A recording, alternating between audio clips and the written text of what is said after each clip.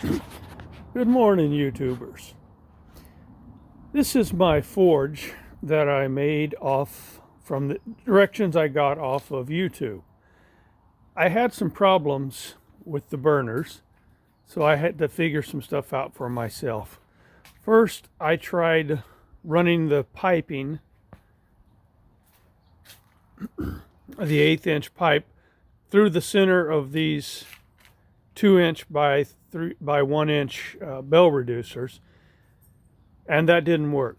I couldn't get a good flame out of the burner. So I went to this method where I put my cross pipe here, 2 valves. This is 1/4" to 1/8" pipe. 1/8" pipe coming in, and then I rigged up myself some 90s with a 0.35 MIG burner tip. I threaded the 90s and then, excuse me, I didn't thread the 90s. I threaded the cap on the end of the 90s and installed my 0.35 MIG burner tip. Then I epoxied the pipe coming through so that it doesn't move. And this actually works great. I took my grinder with a rototip grinder and I removed the threads. That helped quite a bit. It helped the airflow from being disturbed. So the 1" pipe comes into the top of the forge. The forge is made out of 2 5-gallon propane tanks that I cut the ends off, welded together. Okay, on the back end I made a door that I can open and close if I had something long to run through here. Some more horseshoes are the legs. I have a little stand I put on the front of it just to set things on if I needed to.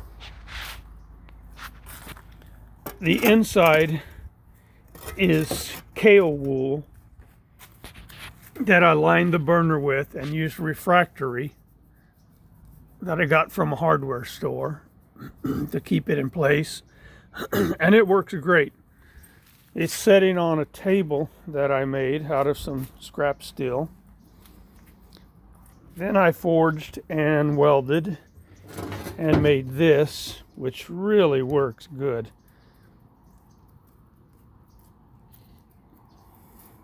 For holding your steel, right? And I put some rubber handles on it. And I can open and close and work them. They really have good grip with this waffle out steel that I ground out. My tank and regulator and pressure gauge set underneath. What it's setting on is an old metal bed frame that I cut up and used. I don't like to throw things away. You can repurpose most anything. My homemade anvil. This was a small railroad iron. Anyway, I cut it in half, turned it over, welded it inside this heavy channel that I had. Welded the one piece in the bottom for a flat surface, cut some holes in it with the torch. This is the other half of the railroad track that I ground down to a smooth surface. Right? Looks like a giant spider because I had trouble getting it level to where I wanted it. Put some feet on it, some pads. And next to that is my table. This was a Craftsman table saw that cut the end of my finger nearly off. So I took the motor out of it and decided I didn't want to do woodwork. And it makes a nice table. Cut some holes in it for all my hammers, for my hand forged tongs that I made from another YouTube video that work good. They're rebar, and I forged them out. I have some old chisels and punches here stacked in this thing. My little propane torch that I use to light my burner when I get it going. This is not a great grinder. It's from Harbor Freight. It works. It's just not a great tool. Central Machinery. But it does the job. You just have to take your time and work at it. So anyway, this is my forge. Works like a champ. I can demonstrate it to show you. Let me get my little torch set up here. Turn it on. Let me turn on the gas. And I'm running about 25 pounds pressure. Excuse me. This one going. Turn on the propane. Okay, that's one burner. As you can see, it works like a champ. Turn on the other one. And there's the other one. Both of them working great. Heats up really fast. I'll tell you, it was quite the trial and error to get it to burn properly. But taking my roto grinding tip on my air grinder, removing the threads, and helped the airflow. And now it works. But it took quite a while to figure that out, how to get it to burn properly. And those tips have to be dead center, pointed straight down, or it won't work properly. I've made several knives. I've been using black walnut only because I had a black walnut tree that we had to take down and last year, but boy, it makes nice handles, nice wood grain, nice tight hardwood. So anyway, this is the workstation and my homemade forge from watching Forged in Fire. Really hooked me. I also have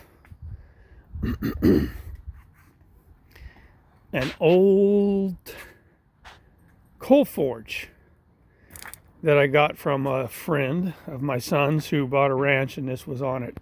And I've used it, bought coal, and of course these little trays on the ends, and none of this was on the old forge. I made all this stuff, and you crank the forge and it comes in the bottom, and you can adjust the airflow down there. It's an old Lancaster forge and blower from Buffalo, New York. Works great. Also from Joseph's Place, I got this, so it's close to Halloween. My wife has decorated everything. But I also got this old grinding wheel that didn't have a seat, and it was shot. The bearings were all bad, so I made my own pillow block bearings and put everything back together, and it actually works quite well. The wheel was broken in two pieces, and I epoxied it with some JB Weld, and it is held together and works. Can't complain. Most of this stuff in this area were things from Joseph's ranch that he bought, and all antique stuff. The last owner that passed away, he was a surveyor, land surveyor, and a cattleman. My dad was a surveyor, and I started off surveying. So anyway, these were things that Joseph wanted to get rid of and clean up the property, and so I was more than happy to help him and took a lot of the stuff he didn't want. I love these old hinges and things that were up there. Old shackles, old hatchets and hammers and pitchforks and springs that I'll use for forging. Old saw, not sure what that is, for pulling horseshoes or something. nails out of horseshoes.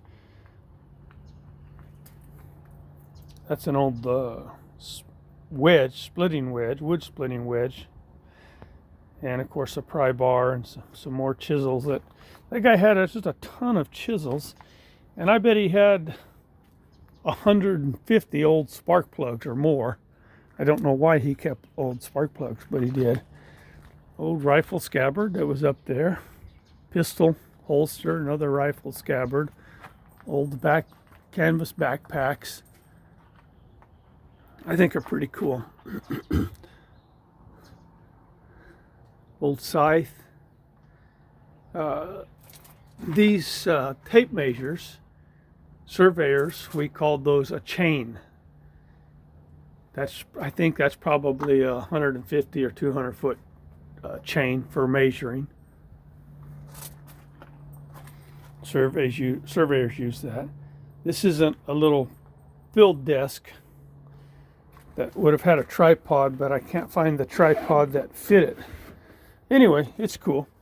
Old hand drill, some traps of different sorts, some old ladles, really cool. These old mineral water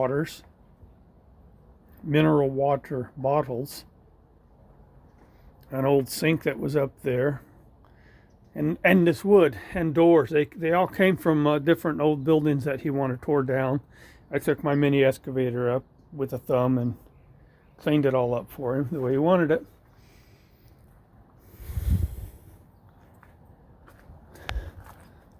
Oh, Chevrolet hubcap. I'm not really sure what in the world these things were. They had a leather strap on them. Each one of them had a leather strap attached down here and in a clamp. I don't know what that would have been used for. I think that might have been a ice hook. Old jack, old horns, some woodworking equipment, planes, some old pipe wrenches, just a lot of old stuff.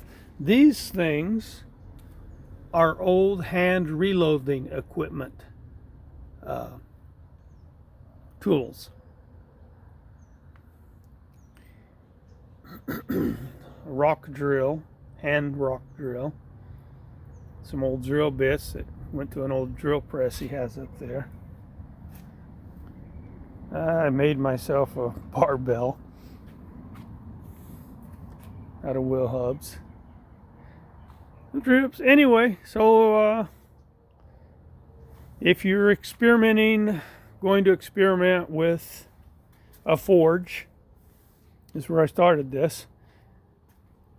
Follow the YouTube instructions, and one thing that's critical is that getting the airflow right and the right tip, and it has to be in the center or it just won't work.